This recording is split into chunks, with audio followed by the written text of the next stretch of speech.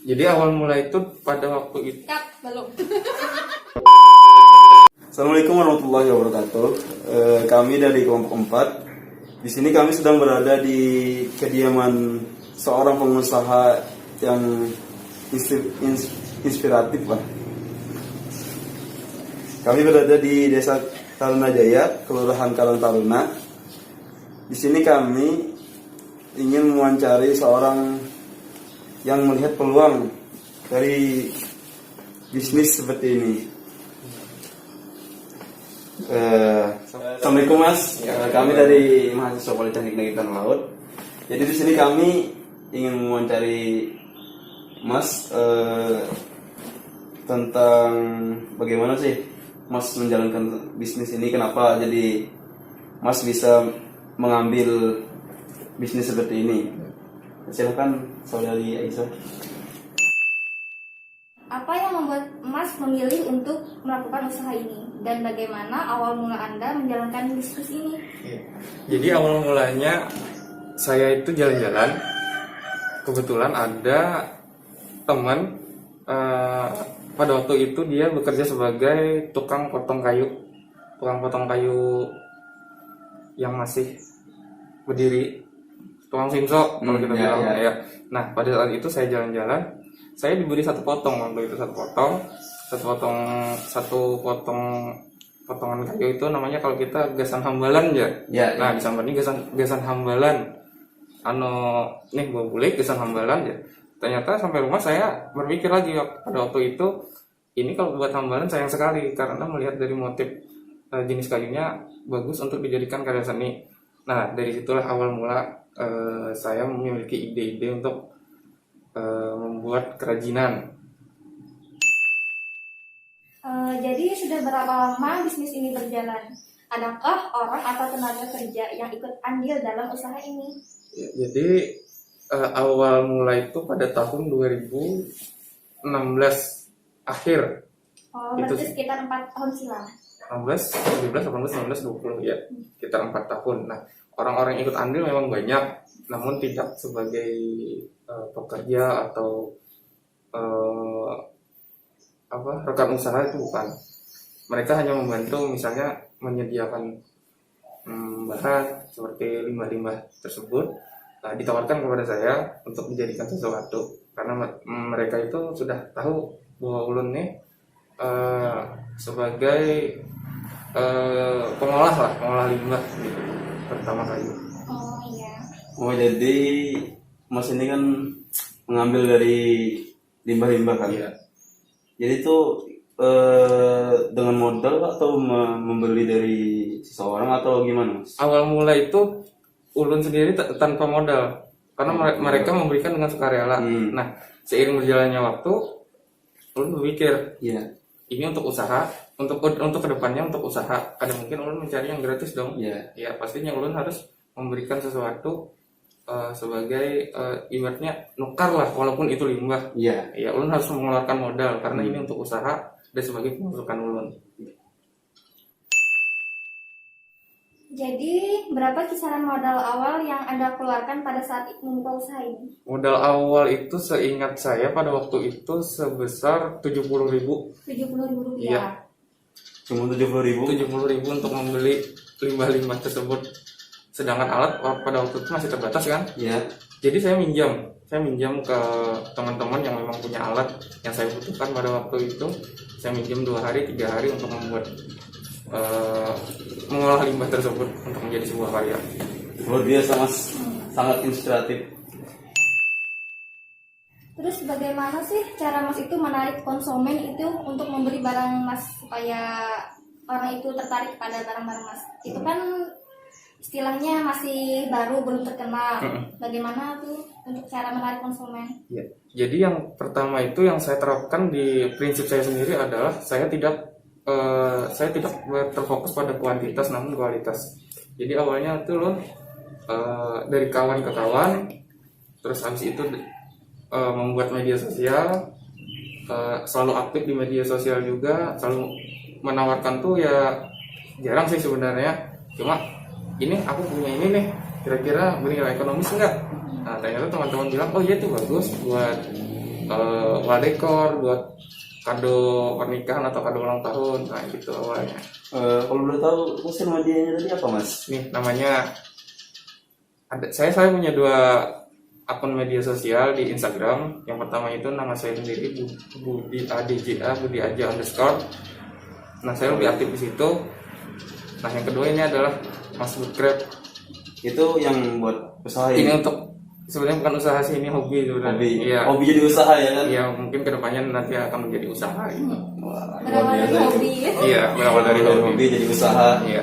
Dan sekarang sudah berkembang kan ya? Alhamdulillah sekarang sudah bisa mendirikan workshop sendiri. Alhamdulillah. Walaupun masih ya bisa dibilang masih 70% lah. Belum sepenuhnya bisa digunakan, belum bisa ke situ. Maksudnya pegawaiannya belum ke situ gitu. Iya. Pernah nggak Mas terjadi kendala dalam menjalankan bisnis ini? Lalu bagaimana cara Mas tuh mengatasinya? Kalau kendala pasti ada ya, namanya kita hobi tapi semi usaha lah juga ya Lok. Iya. Nah jadi kendalanya itu adalah ketika ada seseorang yang memesan barang tertentu, Iya. tapi kita tidak punya alatnya. Itu salah satu kendala. Yang kedua waktu, berhubung saya tidak fokus di menggeluti ini karena saya bekerja di luar juga di salah satu lembaga pemerintahan. Nah jadi waktu itu terbagi. Saya bekerja mulai jam 8 sampai bisa dikatakan jam 5, nanti pulang kan capek kadang ya. Malam mau ngerjain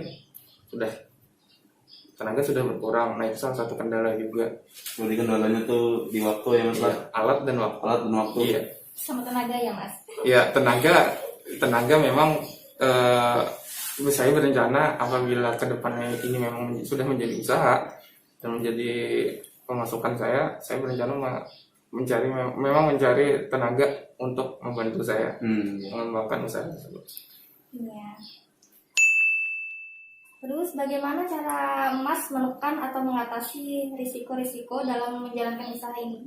Bagaimana tuh cara Mas menekan atau mengatasi risiko-risiko? Jadi kita tahu setiap usaha pasti punya resiko ya, punya resiko masing-masing.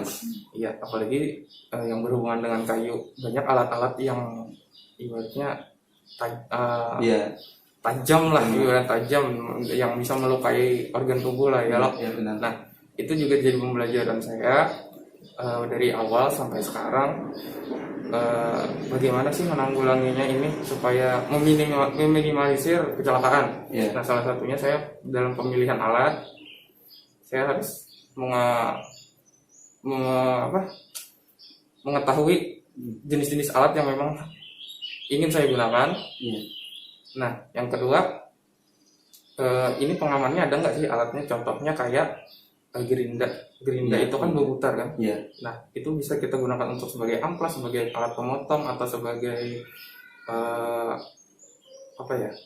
ya pokoknya banyak lah yang di amplas itu. Nah, biasanya kalau buat pemotong itu harus ada pengamannya. Iya, harus ada pengamannya. Nah, di situ kita gimana sih memposisikannya, cara yang benar untuk menggunakan gerinda tersebut. Nah, itu salah satu contohnya. Yang kedua, menggunakan table saw, namanya itu table saw. Jadi meja ada pisau bulat. Nah, itu harus ada pengamannya juga. Kita nggak mungkin kan langsung pakai tanpa mengetahui teori. Nah, disinilah saya belajar juga menguasai teori dan menjalankan 3 ya kan? Iya. Karena sangat penting kalau di dalam bisnis. Iya, karena fatal akibatnya bisa terjadi kecelakaan. Kalau sejauh ini dalam Mas menggeluti bisnis ini kan sedang bekerja, ada terjadi kecelakaan? Alhamdulillah sampai sejauh ini dan mudah-mudahan kedepannya mudah-mudahan tidak ada cedera apapun diakibatkan dari kesalahan atau risiko yang dihadapi tersebut. Sebenarnya itu banyak risiko ya Mas? Sebenarnya banyak banget.